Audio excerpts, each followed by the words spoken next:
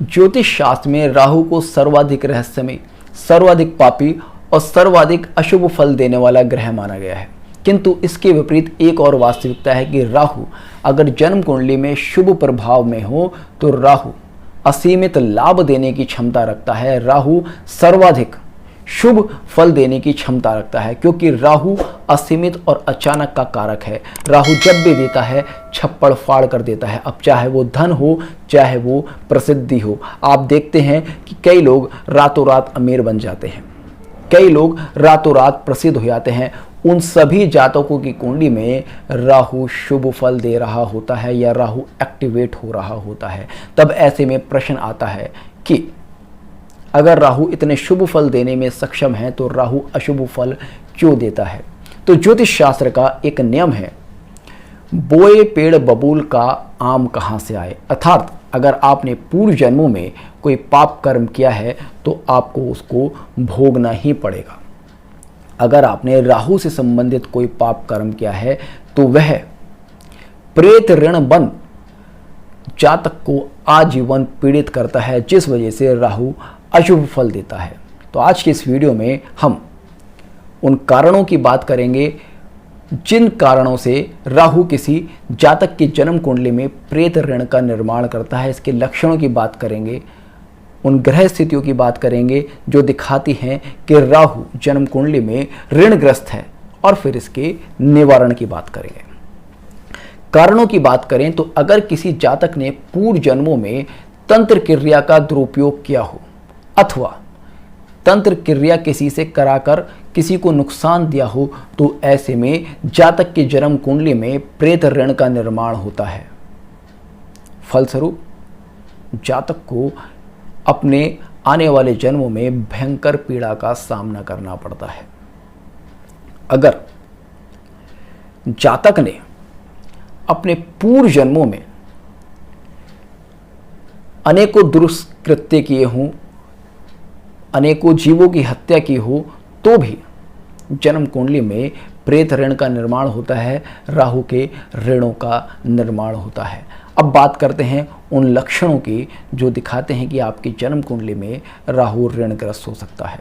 अगर किसी जातक को हमेशा ये लगता है कि कोई परछाई मेरे साथ चल रही है तो आपके ऊपर राहु का ऋण हो सकता है।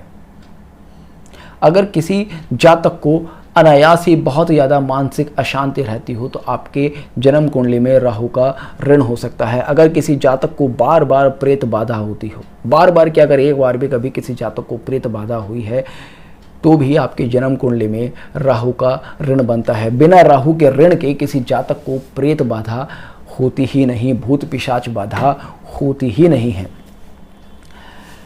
अगर किसी जातक का मन व्यसनों की तरफ भागता है, मांस मदिरा के सेवन की तरफ भागता है, जातक बार बार खुद को कंट्रोल करता है किंतु फिर भी मन में मांस खाने का विचार आता है, मदिरा के सेवन का विचार आता है, तब भी आपकी जन्म कुंडली में राहु ऋणग्रस्त होने की संभावना होती है। अब बात करते हैं उन ग्रह स्थितियों की जो दिखाती हैं कि आपकी जन्म कुंडली में राहु ऋणग्रस्त हो सकता है। अगर राहु जन्म कुंडली के छठे भाव में बैठा है तो आपकी जन्म कुंडली में राहु ऋणग्रस्त हो सकता है। अब यहाँ पर बहुत सारे विद्वान ये भी कह सकते हैं कि ज्योतिष शास्त्र में राहु को छठे भाव में सर्वाधिक बली माना गया है। निश्चित तौर पर राहु को कुंडली के छठे भाव में सर्वाधिक बली माना गया है। तो राहु यहाँ पर जितने शुभ फल देता है उतने ही खराब फल भी देता है। यहाँ पर राहु शत्रुहंता योग बनाता तो ज़रूर है किंतु शत्रुओं में भी बहुत ज़्यादा वृद्धि कर देता है। यहाँ पर राहु आपको मुकदमों में जिताता तो बहुत है किंतु मुकदमों में बहुत ज़्यादा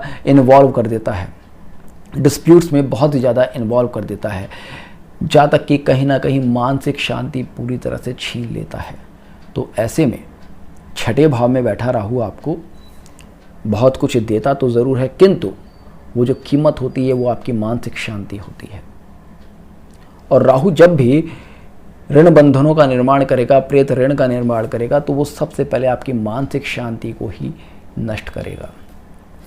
राहु अगर जन्म कुंडली के छठे भाव के स्वामी के साथ युति में है तब भी यहाँ पर प्रेत ऋण का निर्माण करता है। राहु अगर जन्म कुंडली में छठे भाव के स्वामी की दृष्टि पा रहा है तो भी यहाँ पर प्रेत ऋण का निर्माण करता है। राहु अगर जन्म कुंडली में चंद्रमा के साथ युति में है तब भी जातक की जन्म कुंडली में राहु का ऋण बनता है।